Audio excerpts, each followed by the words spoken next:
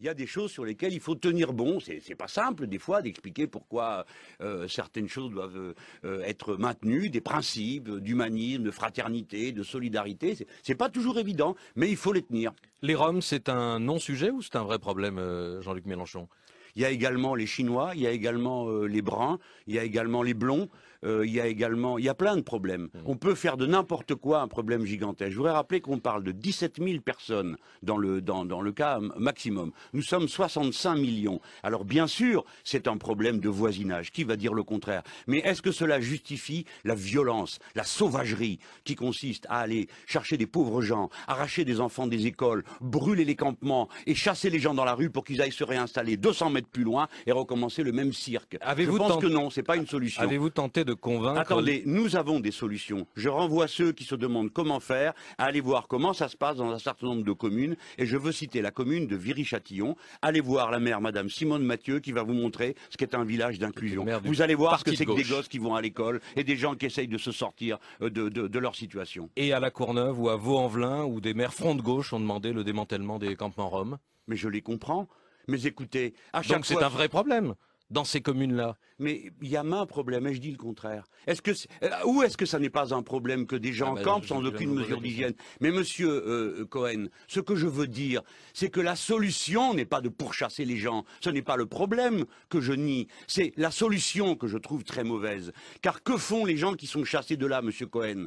Que font-ils? Où vont-ils? Qu'est-ce qu'on leur fait? On les jette plus loin et ça recommence plus loin. Moi, j'ai vu un homme quasiment en larmes venir me voir à Marseille et me dire, Monsieur Mélenchon, au moins laissez nos gosses, demandez qu'on laisse nos gosses aller à l'école. Parce que quand ils iront à l'école, alors ils sauront lire et écrire, alors ils seront alphabétisés et ils s'occuperont de nous et on n'aura plus besoin de mendier et on n'aura plus besoin de vivre dans des cahutes. J'adjure mes compatriotes de comprendre que nous nous abaissons, nous nous dégradons en acceptant qu'on traite des gens de cette manière. Je les adjure de comprendre que nous sommes des êtres humains, que nous avons un devoir de protection mutuelle les uns envers les autres, et y compris quand ça va mal. Je demande où sont passées les autorités religieuses qui sont là à nous casser les pieds pour les perruques, les foulards, le poisson, le cochon et je ne sais quoi. Et au moment où il s'agit de la misère des gens, des pauvres à qui on jette des pierres, il n'y a plus personne pour les défendre. C'est une honte. Je le dis de tout mon cœur. Nous pouvons régler ce problème. La France est grande, 17 000 personnes, c'est rien. 1 million de pieds noirs sont venus dans ce pays. J'en étais. Et en 2 ans, il n'y avait plus un problème. De la régularisation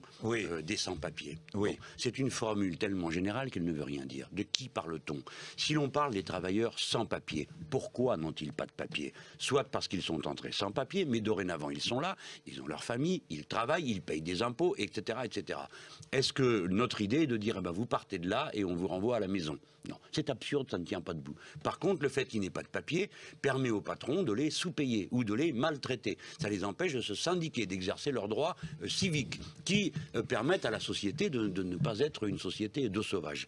Et deuxièmement, des fois, il y a des gens qui sont très souvent des sans-papiers parce que les procédures pour prolonger les autorisations de séjour sont devenues absolument invraisemblables. C'est-à-dire que lorsque Manuel Valls dit pas plus de 30 000 régularisations par an, il dit une bêtise.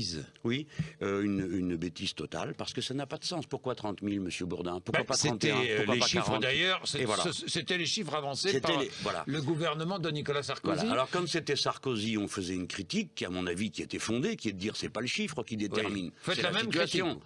Attendez, bien sûr, parce que c'est aussi gouvernement absurde. différent, même politique. Mais quand c'est la même politique, c'est la même critique qui s'applique, ça serait pas loyal. Les gens pourraient dire, mais Monsieur Mélenchon, vous critiquiez ça il y a 8 jours et maintenant vous critiquez plus parce que ce sont vos amis. Non, non. Moi, ce que je défends, ce sont des idées, pas des personnes.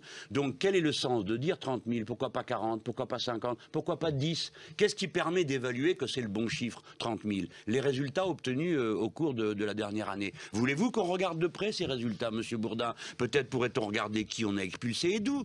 On pourrait par exemple s'apercevoir qu'on expulse beaucoup de monde à la frontière entre la Guyane et le Suriname. Vous croyez vraiment que c'est ça le sujet pour la France aujourd'hui? Vous savez combien ça coûte d'expulser on expulse peut-être... S'il fallait expulser 400 000 personnes, il y en aurait pour 10 milliards. Des hommes ou des femmes en situation irrégulière. On expulse des gens, mais on expulse des gens en situation irrégulière. Je l'ai bien compris. Normal, non? Normal ou pas? Mais ça dépend, Monsieur Bourdin. Bon, ça dépend de beaucoup de choses et en particulier. C'est-à-dire que pour vous, celui qui a un travail, on est d'accord. Je vous résume en une phrase. Il faut régulariser tous les travailleurs sans papier. Vous m'entendez? Tous les travailleurs tous ceux sans qui travaillent, tous ceux, mais on commence ou qui ont par des là, enfants non scolarisés, non, mais attendez. ou qui... Alors, attendez, quels sont les commence. critères pour vous? Non, mais je ne suis pas ministre de l'Intérieur. Non, Je mais reviendrai d'accord, vous voir mais quand je d'accord. serai ministre de l'Intérieur Oui. de mon propre gouvernement que je dirigerai en même temps. D'accord? Bon. Donc là, je suis en train de répondre à une phrase que vous avez mise sur le tapis. Qui avait Oui. qui était C'est un pas peu- moi qui l'ai prononcé, c'est Manuel Valls. Vous avez, donc Manuel Valls nous donne un conseil. Il dit ce n'est pas être de gauche que de régulariser tous les sans-papiers. Je dis bah si, c'est être de gauche que de régulariser les travailleurs sans-papiers. Par contre, ce n'est pas être de gauche que de faire la leçon comme ça et de continuer les méthodes de Nicolas Sarkozy. Ce qui est sûr, c'est que ce n'est pas être de gauche que de continuer les méthodes de Nicolas Sarkozy. Mais je suis prêt à voir avec vous le débat sur l'immigration. Il y a des gens qui pensent, qui résument le problème à une phrase qui vient de l'extrême droite et qui maintenant est devenue banale. Non mais écoutez, monsieur je ne Bourdin, résume pas le problème. je ne dis pas que vous demande. l'ayez dit. Je dis que c'est dans le fond de l'air et que c'est... Jean-Luc Mélenchon, Vous ne je m'avez pas vous compris, demande, monsieur Bourdin. non, mais moi je vous demande quels sont les critères permettant, pour vous c'est clair,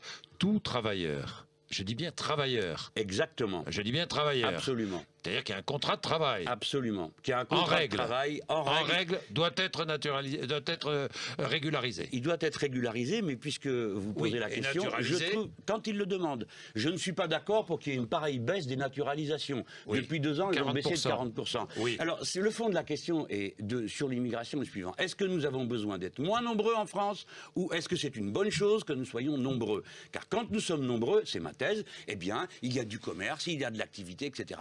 Les personnes immigrées aujourd'hui donnent plus de 12 milliards qu'elles ne consomment de sécurité sociale. Il y a, monsieur Valls vient de valider une thèse absurde, vous m'entendez? Absurde, anti-économique, ridicule du Front National, d'après laquelle, en réduisant la population... Si je vous notamment, comprends bien, écoutez, Manuel immigrés, Valls tient le discours du Front National, quoi. sur le sujet d'après lequel il y aurait un rapport entre l'immigration et les difficultés sociales, oui, c'est le même discours et c'est aussi absurde. Dans l'histoire de France, entre 1930 et 1935, on a fait repartir 700 000 personnes, des immigrés qui étaient polonais, italiens, etc. Et dans la même période, le chômage a doublé. Il n'y a pas de corrélation entre le nombre des immigrés et le chômage. C'est un mensonge. C'est une apparence, monsieur Bourdin, c'est comme si je vous disais, écoutez, si on renvoyait chez eux, je ne sais pas où d'ailleurs, tous les blonds du pays, eh bien, il y aurait davantage de travail pour les autres. C'est absurde. Partout où la population française depuis 1 ou 2 générations, où la population immigrée a été expulsée, le commerce et l'activité se sont effondrés. Il faut arrêter de croire à ces balivernes. La solution, c'est l'emploi, la relance de l'activité, pas de vider Cette obsession la dont population. vous avez eu tout à l'heure encore une démonstration à propos des étrangers, qui l'a conduit à dire une sottise aussi considérable que celle qui consiste à dire qu'on va refuser l'aide médicale d'État aux étrangers.